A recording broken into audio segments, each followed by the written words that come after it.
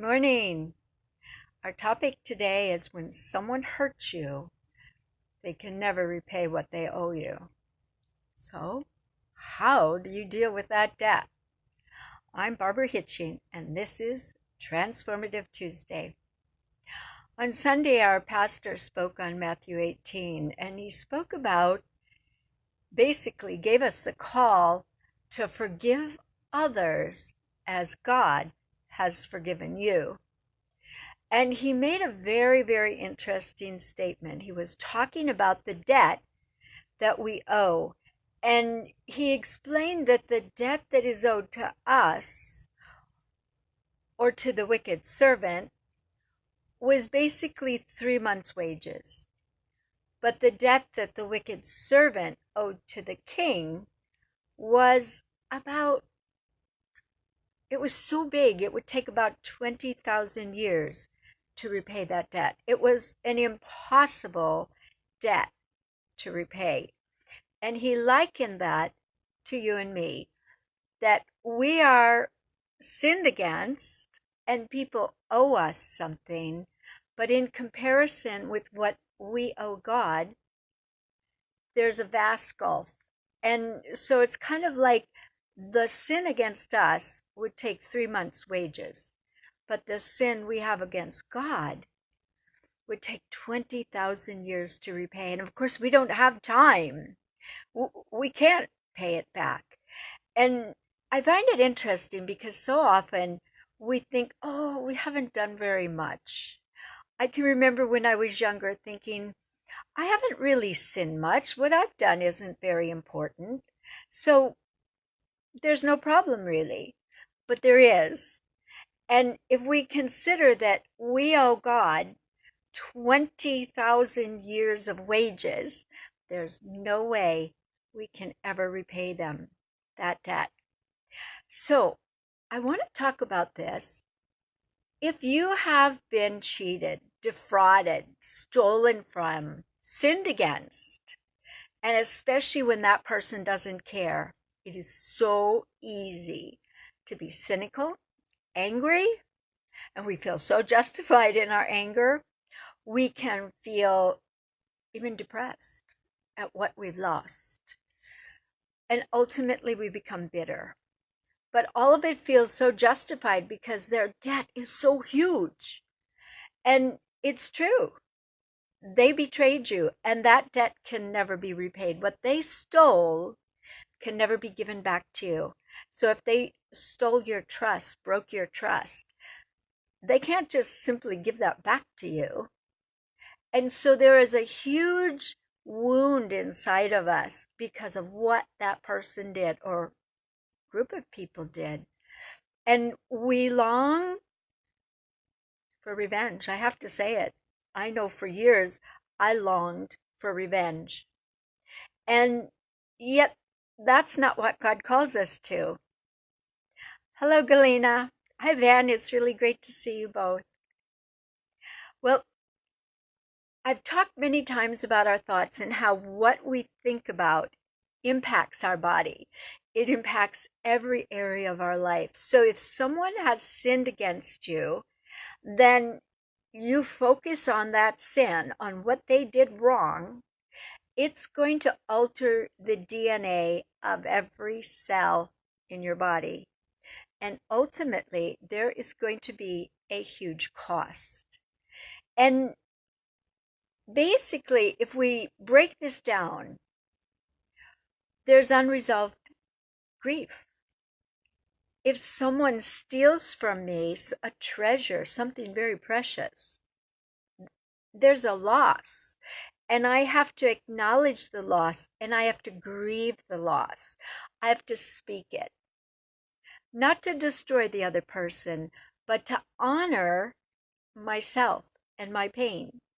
And many times, especially as Christians, we don't honor our own pain. We don't respect ourselves. And so we experience this horrible thing. Maybe it was done to our children. Maybe it was done to someone very close to us that we love.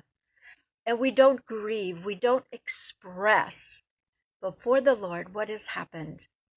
That unresolved grief turns into unresolved anger.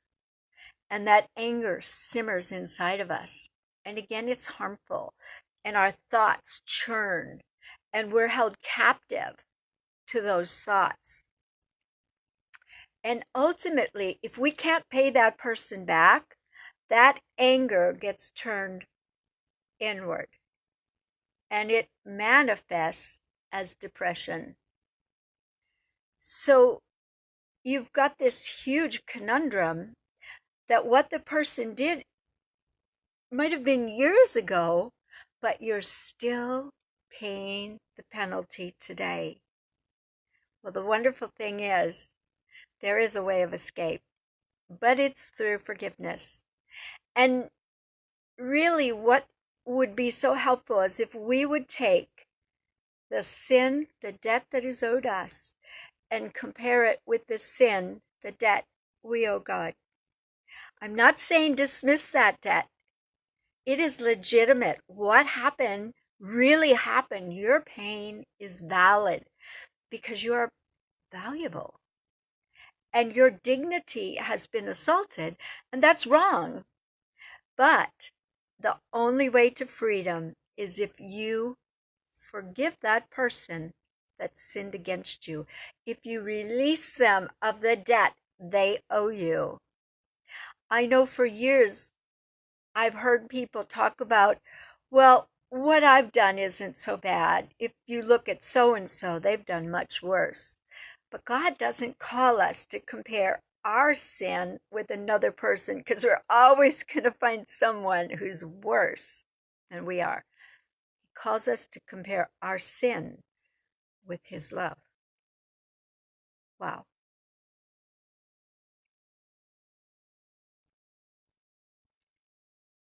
I have good news. And the good news is anger management. The path to true anger management is through forgiveness. The path to healing from depression is through forgiveness. And I want to give you a call to action. I am encouraging you to go to the Lord with what happened to you. Again, it could have happened 40 years ago. Doesn't matter when it happened. Take it to the Lord and ask him to shine his light on what happened. Grieve in his presence. Give yourself permission to discuss it with the Lord. Not in your thoughts, because in your thoughts you're taken captive. Talk about it with the Lord Jesus, who understands and cares about you. And then ask him to help you grieve. Sometimes it's really hard to grieve over what happened so many years ago because our heart has become hard. So ask him to help you grieve. And then ask him to forgive you. The problem is you have been bitter and unforgiving. You have not forgiven that other person. You have been angry with them. You have thought bad thoughts against that person. Ask Jesus to wash you clean with his precious blood and set you free from that ungodly soul tie with the person that hurt you. Ask him to break that tie and ask instead for him to be Lord. Be Lord of you. Be Lord of your thoughts. Be Lord of the past. And then the hard part comes. He wants you to forgive. Sometimes that's impossible. I've been in situations where the sin done was so wicked. All I could do was cry and say, Lord, I can't forgive, but you can. Help me. I need you to give me your forgiveness. And the wonderful thing is, he will, if you pray that prayer. And so we are responsible for our choices. We're responsible for our thoughts. We're responsible if we don't forgive those who sin against us. So ask the Lord. Don't put it off till tomorrow. Begin today. Journal about it. Write things down. and ask the Lord to give you something specific that you can cling a hold of and claim for yourself. In closing, I want to say this. We love God because He first loved us. But the reality is also we forgive because He first forgave us. So today, as you go through your day, remember Jesus paid a debt you can never pay. And He loves you and has forgiven you. And for you to enjoy the wonder of fellowship with Him, you are going to have to learn to walk in forgiveness. And yes, forgiveness is really hard. It means letting go of our right to be angry, letting go of our right for revenge, and learning instead to receive the wonderful gift of Christ Himself.